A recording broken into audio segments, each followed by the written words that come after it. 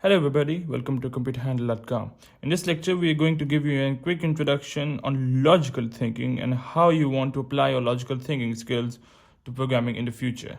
This video will do just that.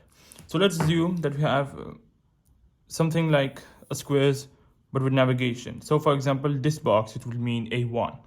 Alright, this would mean D1. This one would mean D4. Alright, so let's suppose that we have this Lego minifigure at A2 and we wanted to get it to D2. So the best possible route for it is up, up, up.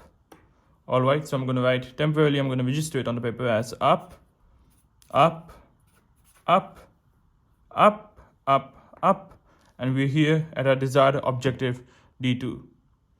Alright, now let's suppose that we have to go to C3, this box over here. So that would become up, up, and then right. So up, up, right. Alright, so this process of thinking and designing a pathway to our desired objective is called logical thinking, which is required in programming. And to do so manually and to check if it's right is what we call in computer science a drive run. Alright, and we're gonna do this a lot later, and we're gonna explain you this in later lectures, but we're gonna stick to this for now. Alright, now let's suppose that we have the same objective again from A2 to D2. Alright, the first one, but this time we have an obstacle here. So what would be the best route for this minifigure to proceed through here? Of course, you can either choose the left hand side or the right hand side. Alright, and this time I think I'll choose the left hand side.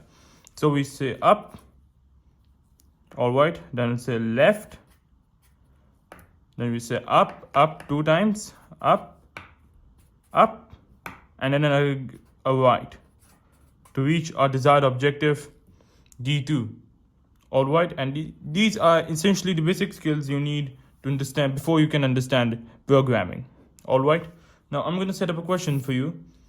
You can try to pause the video and try it on your own. I want you to get this Lego minifigure from A3 to C2. Alright, whilst there is an obstacle here. Alright, so try on, pause the video, give it a go. Alright, so I've assumed that you've done it. So there are many possible paths through which we can proceed to C3. But the one we're going to use, which is indeed a very simple one, is just one left and 2 ups. Left, up, up. This is essentially what I'm doing is driving a program. Left, up, up. Here we go.